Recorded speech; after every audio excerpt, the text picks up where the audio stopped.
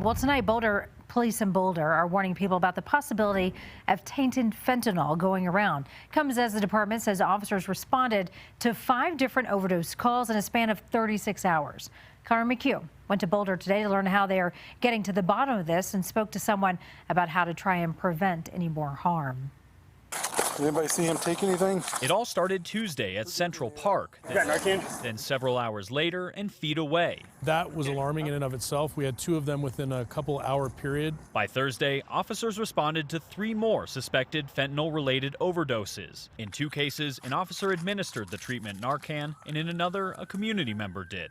Thankfully, no one died. It's not like all of a sudden on Tuesday more people decided to start using drugs.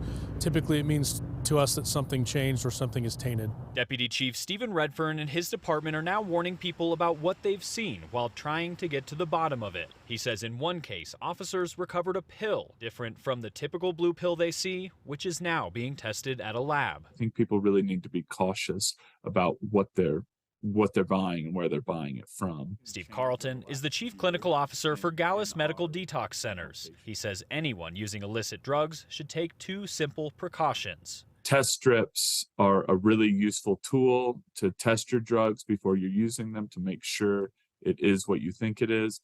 I think in addition to that, people should have Narcan on hand. Redfern echoes those calls. Okay, up. And in the meantime, says his department is working to find and pursue the source of the drugs. We will not stand for anybody distributing drugs in Boulder, and we will find out who is doing this. Narcan was recently approved for over-the-counter sales by the FDA, and outside of that, there are many other places around the metro area you can get a hold of it. Boulder also offers free overdose prevention and Narcan training here. In Boulder, Connor McHugh covering Colorado First.